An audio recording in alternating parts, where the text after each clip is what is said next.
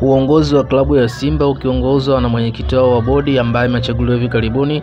wameonekana wakiwa wanafanya kikao cha hadhara kwa ajili ya kujadili mambo kadha wa kadha yanayohusiana na uendeshaji wa klabu hao, especially na baada ya kuondokewa na aliyekuwa kocha wao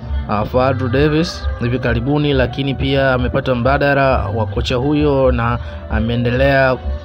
kuwa pamoja na kikosi hiko kwa ajili ya mechi zinazokuja. Pia waendelea kujadili mambo yanayohusiana na kutetea taji lao la ubingwa ambao walipoteza ndani ya muda mrefu kidogo la NBC, pamoja na kutetea mechi zingine ambazo za kimataifa, na wakitaraji sana kupata mafanikio ambayo walikuwa wanapata hapo nyuma miaka kadhaa iliyopita, na hapa kutokana katikati hapa kupitia changamoto nyingi ambazo zinatokana, zingine zipo ndani ya uwezo wao, zingine ziko juu ya uwezo wao, lakini kwa ushirikiano wa mwenyekiti wa bodi hiyo aelezea kwamba machangamoto zote ambazo zipo ndani ya klabu ya Simba zitakwenda kutatuliwa. Hivyo basi wanaomba wanachama wote na mashabiki wote wa Simba, msimu huu utakuwa msimu wa mafanikio wa sao yote yaliyopita katika misimu iliyopita. Sasa hivi unasema kwamba Simba ni nguvu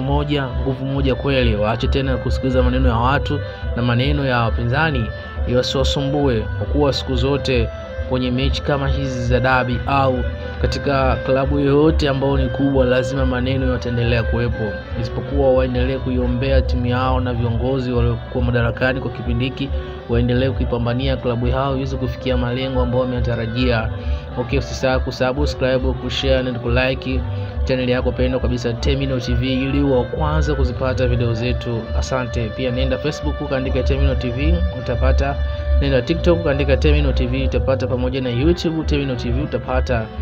na kutakia siku njema.